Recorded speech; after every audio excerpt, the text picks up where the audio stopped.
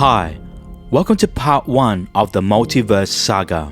Now if you've just come from the side quest videos or from the Infinity Saga video, I hope that you've enjoyed the journey so far. Now the Multiverse Saga is a lot more complex and less straightforward, as you will be required to jump between universes and timelines.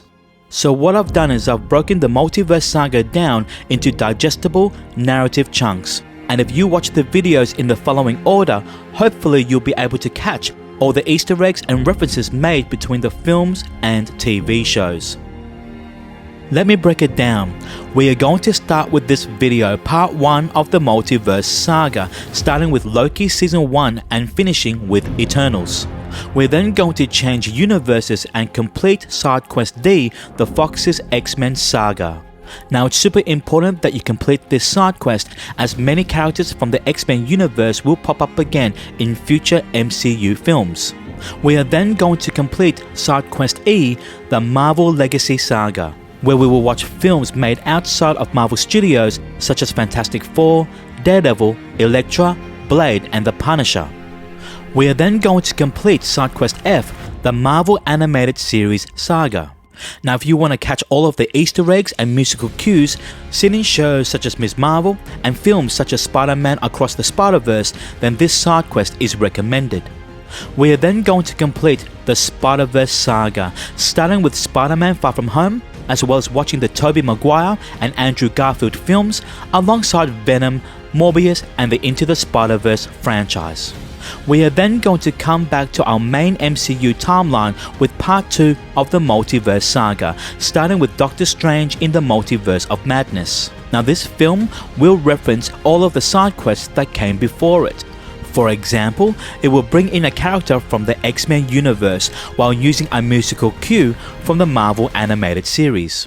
It will also bring in a variant of a character introduced from the Marvel Legacy Saga, as well as referencing the events from Spider-Man No Way Home.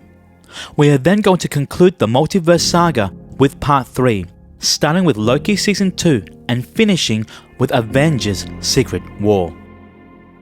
So, I hope you guys are ready to go on this crazy journey with me. Before we begin, may I remind you that this video will contain spoilers, and it will take you approximately 24 hours and 48 minutes to complete part 1 of the Multiverse Saga. So, strap in, grab some popcorn and let's get started. First, we are going to watch Loki season 1, where we follow a branch timeline Loki, the one who stole the Tesseract back in Avengers Endgame. Now this show takes place outside of time, and we are introduced to characters such as Mobius, Sylvie, B-15, Renslayer and He Who Remains. By the end of the season, the multiverse erupts into chaos and we begin to explore stories outside of the main MCU, now referred to as the Sacred Timeline. Next, we are going to watch What If Season 1. After the events of Loki and the branching of the multiverse, we're going to explore alternate stories that we know from the Infinity Saga.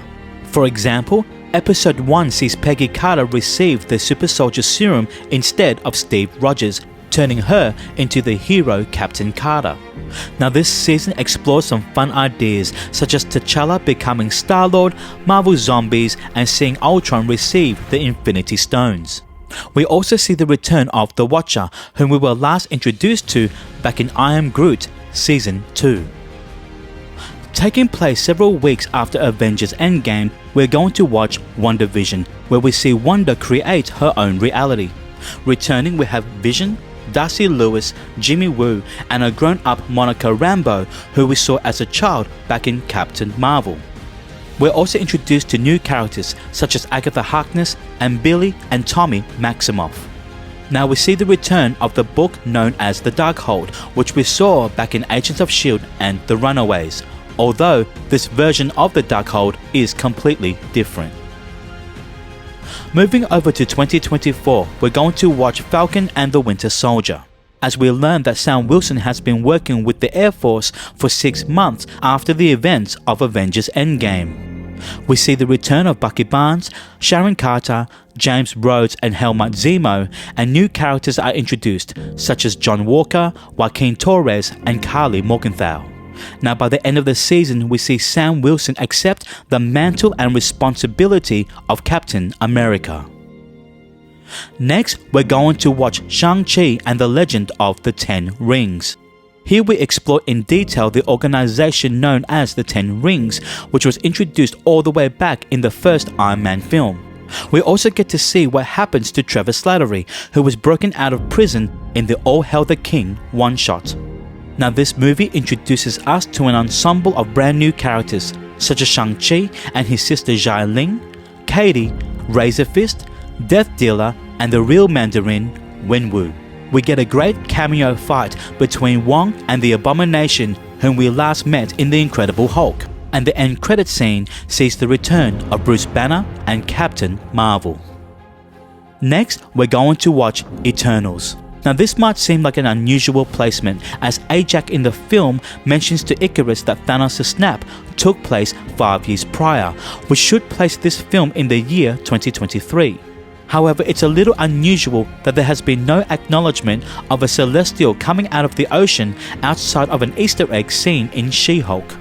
Nevertheless, this film is quite standalone, as we are introduced to 10 godlike beings known as Eternals, and we explore the history of the Celestials and the universe. The end credit scene teases the origin of Dan Whitman's Black Knight, and we are introduced to Thanos' brother, Star Fox. Now, we are going to take a bit of a pause. Keep in mind, we are currently in the year 2024 in the Marvel Cinematic Universe timeline. From here, we are going to travel the multiverse and complete Side Quest D, the Fox's X-Men saga, where we will be introduced to characters such as Wolverine, Deadpool, Professor X, and Magneto. I can't stress enough how important this side quest is, so please do your homework, and I'll see you in the next video. Hey guys, if you found this video helpful and informative, may I kindly invite you to hit the like and subscribe button, and hit the notification bell to stay up to date with the Marvel Cinematic Universe timeline every time Marvel releases a film and TV show. And maybe let me know down in the comments section below, did you like the Eternals film?